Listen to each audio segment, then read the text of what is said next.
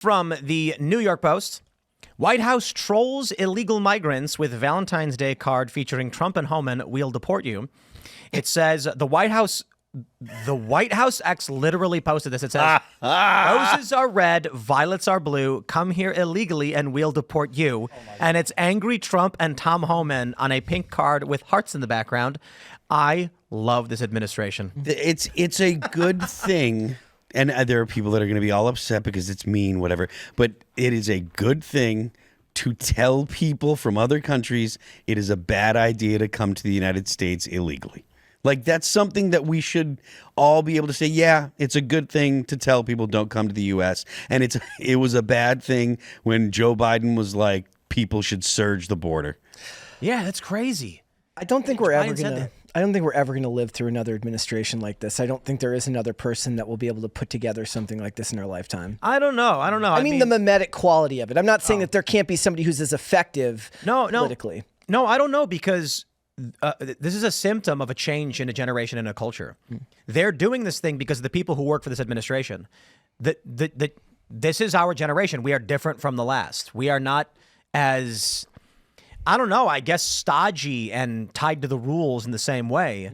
There's a bit of irreverence in all of this. So I kind of imagine that moving forward, we might still see more of this stuff. It is a good thing that the Republican Party has, or at least the MAGA wing of the Republican Party, has become actually adversarial, or has allowed for a representation of the people in a way that is adversarial to the government. I agree. The reason so many people called it the uniparty, was because the Democrats and the Republicans were both, at the end of the day, pro-government. Right? The Democrats were pro whatever the government wanted. The Republicans were pro 90% of what the government wanted. They were a speed bump. They were a speed bump. It was we've all heard the the meme of, whoa, slow down there, Democrats. Like the Democrats will get their way. We just can't do it this fast. And that's essentially what the Democrats were. With the MAGA Republicans, or with the new America First Republicans, there's actual repealing of things, or at least attempts, like real tangible attempts to shrink the government. Republicans now they're going to have to look at a Donald Trump presidency, and the American people are going to say, at least the conservatives, the Republicans are going to say, this guy actually made cuts. Are you going to do that? And if they don't do that, there are going to be people that are going to say, look, we're not voting for that guy again, because we know that Donald Trump, and it's not about, there are people that are going to hear this and think that I'm saying that Donald Trump is some kind of great guy or whatever. The point isn't that Donald Trump is great. It's that Donald Trump is doing the things that the conservatives have wanted for a long time. Every single conservative has talked about getting rid of the Department of Education. Donald Trump is making actual moves to attempt to get rid of the Department of Education. If there's no more, you can just talk about it and then get the votes and then continue to get the votes. You actually have to do stuff, and Donald Trump is proving that you can. There was a point we talked about like a year ago, Phil, where somebody put something through about dismantling the Department of Education, and I rolled my eyes and I said, I hate it because a lot of the times it feels like a form of virtue signaling, and we know that it's not going to go anywhere. And you said to me, no, it's good because you need to keep the idea alive that people believe that it's possible. You understand that it doesn't necessarily seem that in this moment that's going to happen. I don't remember who it was at that time that did that, but that was just like a year ago, and here we are actually seeing that come forward. And I said, I don't think we'll ever see that in my lifetime, and I was wrong. Well, I mean, I'm thankful, and again, I like the fact that Donald Trump is doing it, but it's not like it's not about Donald Trump the guy. Although it might be that Donald Trump is the only guy that could do this, that has the courage to do this, but anyone that would actually go in and say, I'm going to make these cuts, I would be behind, right? Like, if you got a guy like Rand Paul doesn't have the charisma, and he's probably not tall enough to ever be the president. But if Rand Paul got in, I would expect him to do these type of things, because these are the kind of things that he would have been campaigning on. The reason I supported Ron Paul was because these are the kind of things that he was campaigning on. So maybe Donald Trump It may, whether it be Donald Trump or whether it be someone else, I don't care. But these are the things that I want, and these are the things that I wanted before Donald Trump was ever running for president. Before 2016, I was a libertarian-minded Ron Paul guy that was like, we need to cut the government. The government is too involved in people's lives, and this is a decade ago now, or over a decade ago. And now to see that Donald Trump's delivering the stuff that I've been wanting for the better part of the past 2 decades, for 15 years, how could I not be happy about it? How could I not support it? This is literally a libertarian's wet dream going on right now, And what Donald Trump is doing is he is doing textbook corporate corporate project management. He's finding the people that can actually do the jobs that are needed to be done. He's bringing them together, getting them in the room, and the liberals on the left have excommunicated their top people. Yep. Tulsi, RFK, Elon, they all have their strengths. Biden. And so once they've all come together, it's like, oh, I see what he's doing. It is fascinating how Democrats are attacking RFK Jr. There's a viral thread where they're like, here's a man who was running as a Democrat, then an independent, heavily critical of Trump. And when he tried to join Kamala Harris and got rejected, he went and bowed to Trump and now is some kind of MAGA hero. And I'm like, let's just rephrase that, okay, for you liberals out there.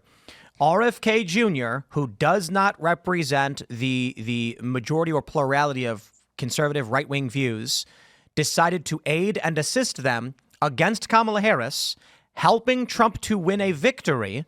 Trump rewarded him with a position in health.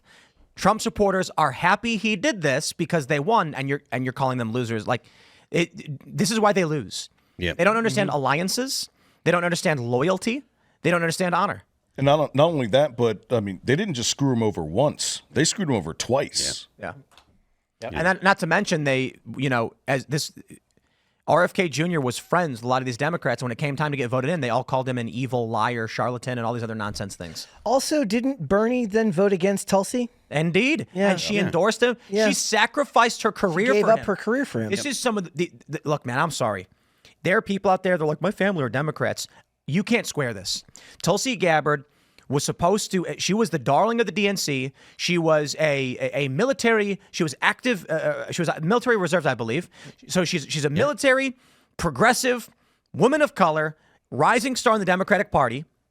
And they said, endorse Hillary. And she said, I think Bernie's the right choice.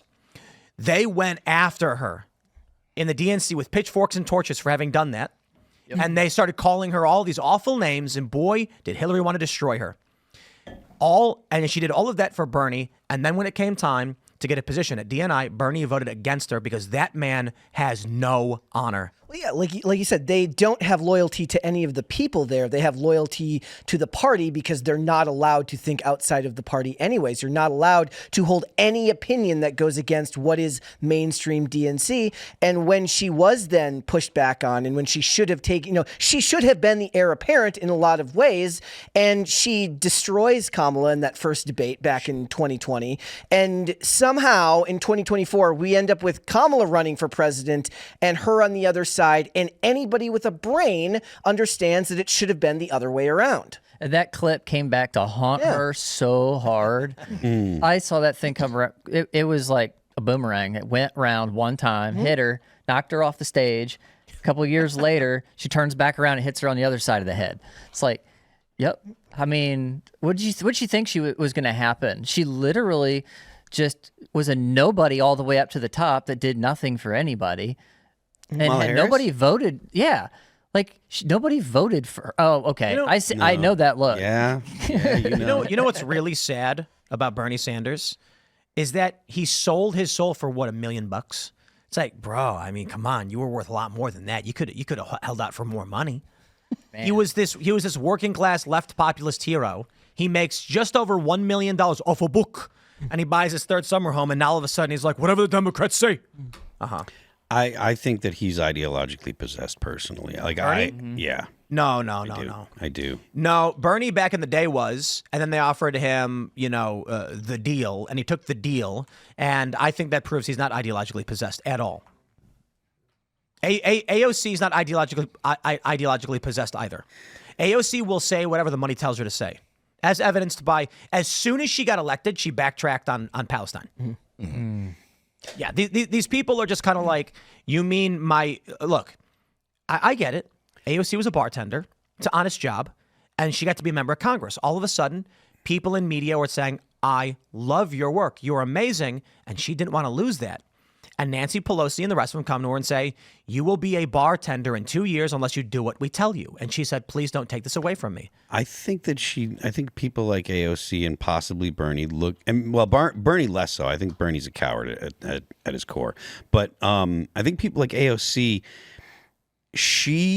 I think that the way that they probably presented the situation to her is, you can do more for more people in the long run if you work with us, as opposed to just being like, oh, here, we'll write you a check. I don't think that there was, I think that AOC is young enough and idealistic enough to think, if I stay in Congress and if I get into a position of leadership in Congress, I can make actual real change, and et cetera, et cetera.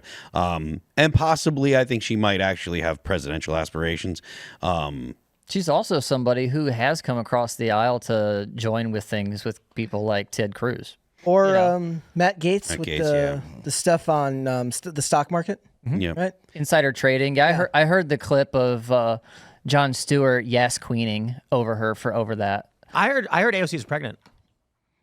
She says she's not. That was a few months ago. She said she's not. Recent. There's a rumor on Nice X way that to say she's fat.